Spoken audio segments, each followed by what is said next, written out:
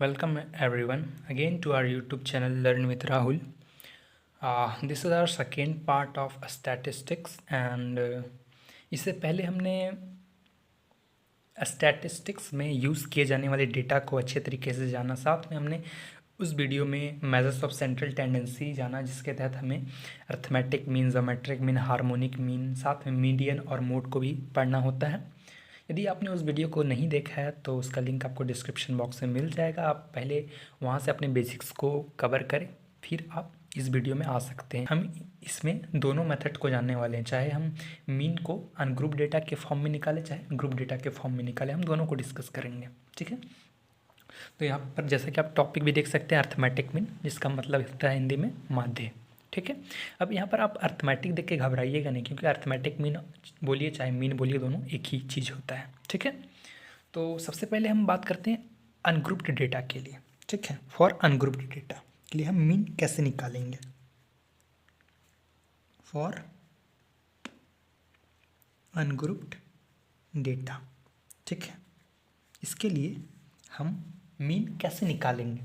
तो ungroup data को, जैसा कि आपको पता है, हम हिंदी में अवर्गीकृत आंकड़ा भी कहते हैं। एक बार मैं फिर से लिख देता हूँ, हालांकि मैंने हिंदी कल के वीडियो में सबकी बता रखी है। अवर्गीकृत आंकड़ा,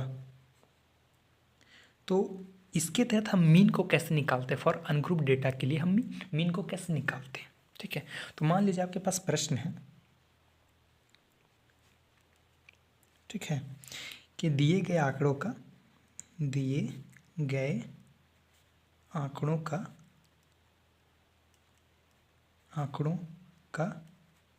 माध्य निकालें। और ये डेटा आपके पास कुछ इस प्रकार से है। मान लीजिए 4, 5, 2, 8, 10, 5, 4। ठीक है, तो ये मान लीजिए हमारे पास डेटा है, इस फॉर्म में डेटा जनरली अनग्रुप डेटा के तहत आती है। ठीक है, तो हम इसको हल कैसे करेंगे। मैंने पहले ही बता दिया कि चाहे आप इसको इकोनॉमिक्स के संदर्भ में पढ़ रहे हो, चाहे आप मैथमेटिक्स के संदर्भ में पढ़ रहे हो, चाहे आप अपने प्रैक्टिकल क्यों ना बना रहे हो, इन सभी चीज़ों में, इन सभी फील्ड में आपको स्टैटिक्स देखने को मिलेगा। और सभी फील्ड में एक अच्छी बात यह है कि जो स्टैटिक्स है वो सेम है। ठीक है, जो स्टैटिस्टिक्स है वो सभी फील्ड में सेम है। तो आप घबराइएगा नहीं कि मेरे को क्लास 12 के लिए पढ़ना है या बीए के लिए पढ़ना है, एमए के लिए पढ़ना है, क्योंकि मैं जिस प्रकार से बता रहा हूँ ग्रुप डेटा के लिए, अनग्रुप डेटा के लिए, उस सभी के लिए इंपॉर्टेंट है, चाहे आप प्रैक्टिकल ही क्यों ना बना रहे हो। ठीक है, तो ये आपका डेटा है। तो जनरली ये अनग्रुप डेटा के तहत आता है। ये जो डेटा है वो अनग्रुप डेटा। ग्रुप और अनग्रुप डेटा क्या होता है, इसको मैंने ऑलरेडी डिस्कस कर दिया है। ठीक है, तो जो मीन का जो फॉर्मूला होता है, देखो उसको हम एक्स बार से लिखते हैं। ठीक है, एक्स बार का मतलब क्या होता है, मीन होता है। ठीक, ध्यान रहे इस बात पर। यदि एक्स बार कहीं लिखा हो तो इस बात पर आप कंफ्यूज ना होइएगा कि ये एक्स बार क्या है। इसी को हम मीन कहते हैं। मीन को रिप्रेजेंट करने का ये सिंबल है। ठीक, तो इसका जो फॉर्मूला आता है, सम ऑफ ऑल ऑब्जर्वेशन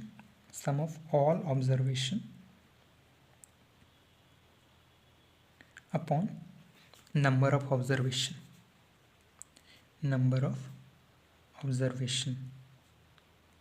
इसको हम हिंदी में किस प्रकार से लिखेंगे। इसको हम हिंदी में कुछ इस प्रकार से लिख सकते हैं, सभी आंकड़ों का योग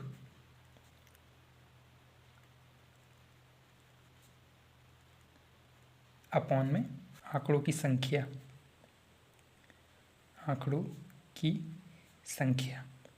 ठीक है, तो ये आप हिंदी में लिख सकते हो, सभी आंकड़ों का योग अपॉन आंकड़ों की संख्या। ठीक है, मीन को हम क्या कहते हैं हिंदी में, माध्य। ये तो आपको पता ही, मैंने यहाँ पर लिख भी दिया है, माध्य।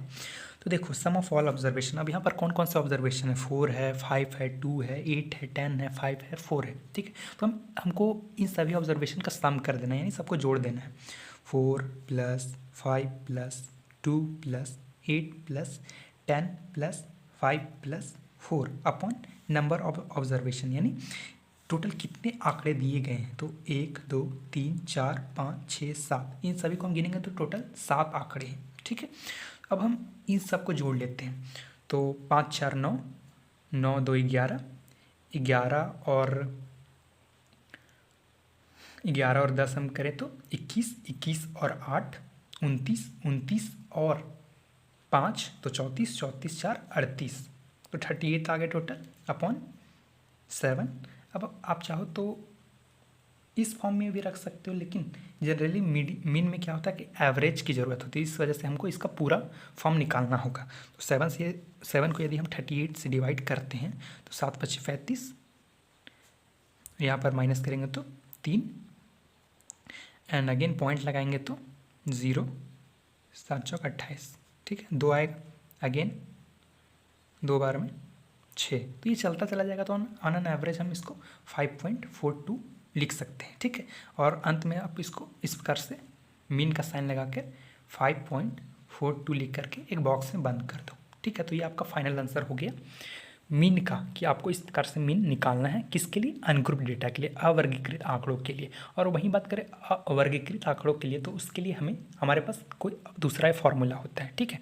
तो आपके पास एग्जाम में दिया हुआ रहेगा, आपको एक्चुअली प्रश्न से ही पता चल जाएगा। देखो, आपको ये डेटा देखकर ही पता चल जाएगा कि ये ग्रुप डेटा है या अनग्रुप डेटा है, तो उसी के अनुसार आप फॉर्मूला लगाएंगे, ठीक है। जैसे कि मैंने कोई सा भी डेटा लिख दिया 4 5 2 8 10 5 4, तो कोई सा भी जब डेटा रहता है ना तो अनग्रुप डेटा के तहत आता है। लेकिन जो ग्रुप डेटा होता है वो अच्छे तरीके से व्यवस्थित आपको देखने को मिलेगा, बॉक्स में देखने को मिलेगा, ठीक है। तो वो जनरली जो होते हैं वो ग्रुप डेटा के तहत आते हैं और उसके लिए फॉर्मूला अलग है। आइए हम डिस्कस करते हैं उसको भी, ठीक है। अब हम माध्य को निकालेंगे, अर्थात मीन को निकालेंगे किस फॉर्म में, ग्रुप डेटा के फॉर्म में, ठीक है। माध्य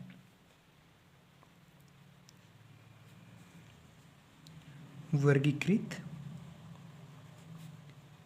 आंकड़ों के संदर्भ में, आंकड़ों के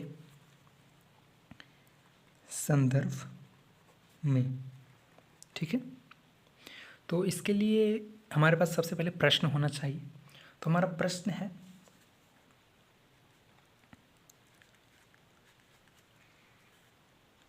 ये कुछ इस प्रकार से है,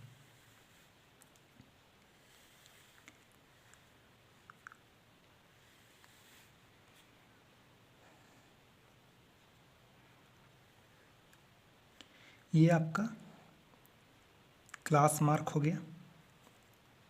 हिंदी वाले भी क्लास मार्क लिख सकते हैं, स्टैटिक्स में कोई प्रॉब्लम नहीं होता, चाहे आप हिंदी में लिखो चाहे इंग्लिश में लिखो, ठीक है। इसको हम एक्साई से रिप्रेजेंट करते हैं, आपको पता है। दूसरा आपका होता है बारंबारता, इसको हम फ्रीक्वेंसी कहते हैं, फ्रीक्वेंसी, इसको FI से आप रिप्रेजेंट करते हो, ठीक है। तो ये हमारे पास डेटा कुछ है, क्लास मार्क मान लो 1 2 3 4, एक और हम ले लेते हैं 5 तक, ठीक है। तो ये हमारा क्लास मार्क हो गया 1 2 3 4 5, और इसका जो फ्रीक्वेंसी दी गिवन है वो है 2 3 0 1 4, ठीक है। तो ये हमारा जो है एक ग्रुप डेटा है, और इसके संदर्भ में हमको क्या निकालना है, माध्य निकालना है, अर्थात माध्य निकालना है, अर्थात मीन निकालना है। तो इसको हम हल कैसे करेंगे, इसका सबसे पहले हम फॉर्मूला देख लेते हैं। इसका जो फॉर्मूला होता है इसको भी हम x बार से रिप्रेजेंट करते हैं, क्योंकि मीन जो है, मीन को हम इसी सिंबल से रिप्रेजेंट करते हैं। तो चाहे ग्रुप डेटा हो चाहे अनग्रुप डेटा हो, उससे मैटर नहीं होता है, ठीक है। आप हर वक्त इस सिंबल को यूज़ कर सकते हो, ठीक है। तो ये आपका सिंबल हो गया मीन के लिए। अब इसका फॉर्मूला क्या होता है, सो देखिए, सिग्मा, इसको हम सिग्मा कहते हैं। सिग्मा का अर्थात होता है, सिग्मा का मतलब क्या होता है, सम। जनरली ये सम को रिप्रेजेंट कर रहा होता है, यानी एडिशन को रिप्रेजेंट कर रहा होता है, कौन, सिग्मा, ठीक है। तो sigma FI XI upon sigma FI, ठीक है। Sigma FI XI upon sigma FI, ये सिग्मा इसी के साथ है, मैंने थोड़ा दूर लिख दिया गलती से। तो sigma FI XI upon sigma FI। अब ये क्या है, FI XI क्या है, देखो आप यहाँ पर देख सकते हो, ये फ्रीक्वेंसी FI है, मैंने यहाँ पर पहले ही लिख दिया है, और जो क्लास मार्क है वो XI है, राइट। तो आपको पता चल गया FI कौन है, फ्रीक्वेंसी है, XI कौन है, क्लास मार्क है। और यहाँ पर सिग्मा FI बोल रहा है, यानी सिर्फ फ्रीक्वेंसी का यहाँ पर सम पूछा। तो हम इसको किस प्रकार से इस पूरे टेबल को सॉल्व करेंगे वो देखिए, बड़ा ही आसान है, ठीक है। सबसे पहले हम एक टेबल बना लेते हैं, ठीक है। इसमें जनरली 3 बॉक्स को हम लिखेंगे, 3 बॉक्स हम बनाएंगे। इसमें से कौन कौन से बॉक्स आपको पता चलेगा अभी। सबसे पहले तो बॉक्स रहेगा XI का, देन FI का, एंड देन यहाँ पर क्या पूछ रहा है, FI XI का। FI XI आपको घबराना नहीं है। क्या है एफ आई एक्स आई, यदि यहाँ पर कुछ साइन नहीं है तो ये दोनों में मल्टीप्लाई हो रहा है, यानी गुना हो रहा है, ठीक है। तो यहाँ पर एफ आई एक्स आई का क्या होगा, गुना होगा। तो हम उसी प्रकार से यहाँ पर सॉल्व भी करेंगे। देखिए ये आपका एफ आई एक्स आई, ठीक है। तो यहाँ पर आपका आंकड़ा एक्स आई का जो है वो आप लिख लेंगे 1 2 3 4 एंड 5, राइट। यहाँ पर फ्रीक्वेंसी का आंकड़ा आप लिख लेंगे 2 3 0 1 एंड 4, ठीक है। मैं कोई डिस्टर्बेंस ना हो इस वजह से मैं और बॉक्सेस बना देता हूँ ताकि आपको आसानी से आप चीज़ों को पहचान पाएँ, ठीक है। तो ये आपका बॉक्स हो गया। अब यहाँ पर एफ आई एक्स आई कह रहा है, यानी एफ आई को एक्स आई से गुना करो, ठीक है। एफ आई को एक्स आई से गुना करो, यानी हम इसको इससे गुना करेंगे। तो 2 इंटू 1 कितना हो जाएगा, 2 हो जाएगा। 3 इंटू 2 कितना हो जाएगा, 6 हो जाएगा। 3 इंटू 0, 0 को हम किसी भी नंबर से इंटू मल्टीप्लाई करेंगे तो वो 0 ही होगा, ठीक है। 4 इंटू 1 4 हो जाएगा, और 5 इंटू 4 20 हो जाएगा। तो ये आपका F I X I solve हो चुका है। अब यहाँ पर क्या पूछ रहा है, सिर्फ एफ आई एक्स आई नहीं पूछ रहा, सिग्मा पूछ रहा है, यानी इसका सम पूछ रहा है। यानी हम जो एफ आई एक्स आई निकाला है उसका सम हम लिखेंगे, यानी 20 4 24, 24 6 30 और 2 32। इसका जो सिग्मा हो गया, यानी जो सम हो गया एफ आई एक्स आई का, वो कितना हो गया, 32 हो गया। यहाँ पर हम टोटल लिख करके ऐसे हम दिखा सकते हैं। और यहाँ पर भी एफ आई सिर्फ नहीं पूछा, सिग्मा एफ आई पूछा, यानी हम इसका भी सम करेंगे। यानी 4 1 5 5 3 8 8 और 2 10। तो यहाँ पर हमको सिग्मा भी मिल चुका है। तो ये क्या हुआ, यहाँ पर हमको आंकड़ा भी मिल चुका है, यानी सिग्मा एफ आई क्या है, sigma F I is equal to 32 है, एंड सिग्मा एफ आई क्या है, 10 है। अब हमको फार्मूला के लिए जो हमको आंकड़ा चाहिए था वो मिल गया। फार्मूला क्या था, mean is equal to sigma F I X I upon sigma F I, right. तो एफ आई एक्स आई कितना है, 32 है, और सिग्मा एफ आई कितना है, 10 है, ठीक है। यदि हम इसको डिवाइड कर ले 10 को 32 से, तो ये कितना आएगा, 3.2 आएगा। तो ये हमारा मीन निकल गया है किस फॉर्म में,